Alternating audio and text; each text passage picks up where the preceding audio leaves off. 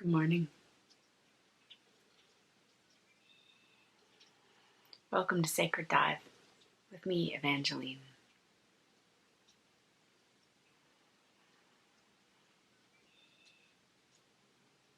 It's good to feel you out there.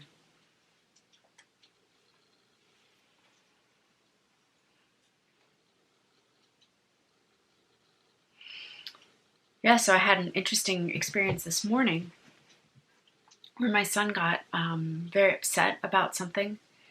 And I think it's a good thing to talk about right now because so many, most people are home, sheltering in place. And, so of course, people with little kids or even adult kids, they're maybe you're around your children a lot more than you ever have been.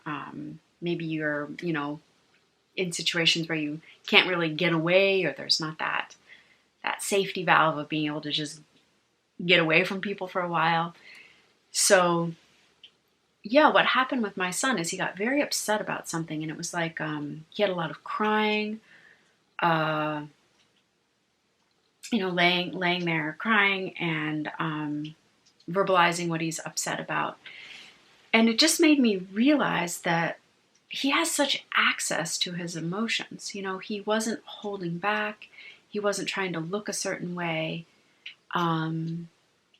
He was feeling this hurt and he was just expressing it, right? Like right on the spot. And what I realized is,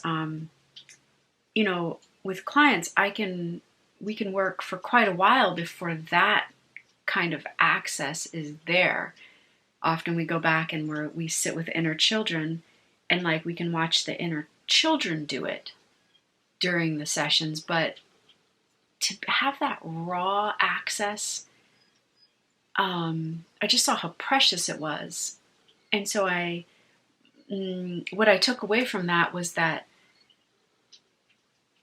as you're home with your kids or really anyone, but I think particularly kids, if they have these tantrums or meltdowns, it's a beautiful thing because they have this access that as adults we might have patinaed over for years, and and the effect when we do that in our adult life is we walk around, we just we're truncated in some way, we're stuck, and so of course when a child, if we're like that, and a child starts really expressing, really emoting, and we haven't gone through that ourselves, there can be this no, it's not okay. We get uncomfortable, we yell at them, we want them to stop crying, we want it to be over as quickly as possible. Whereas actually, the thing to do is let them go through their process. And if you've been doing some stillness work and you've been doing some, if you have that resource of quiet in you, that is such a beautiful thing to bring to a moment like that with a child, rather than trying to fix it or make them stop crying or figure it out for them. There's a place to just let most of your attention and awareness be here, be in your own body, in your own, I don't know, your own kingdom of heaven is coming to mind, and just feel that. Because what can happen is, and this happens on an internal level when adults do their own healing work. So what can happen with the child, whether it's the inner child within you and you're being the adult presence, or the actual child and you're the adult, is that adult, if they've done some presence work and some healing work, you can emanate this quiet peace,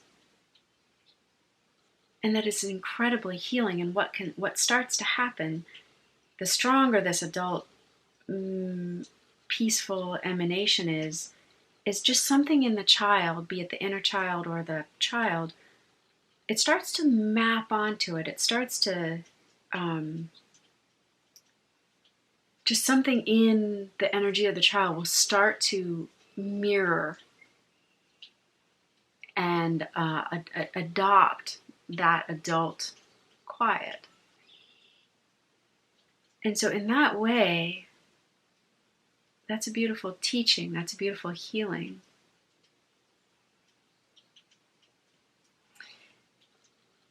Yeah.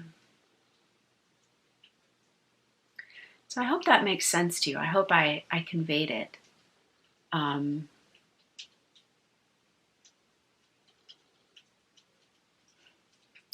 and I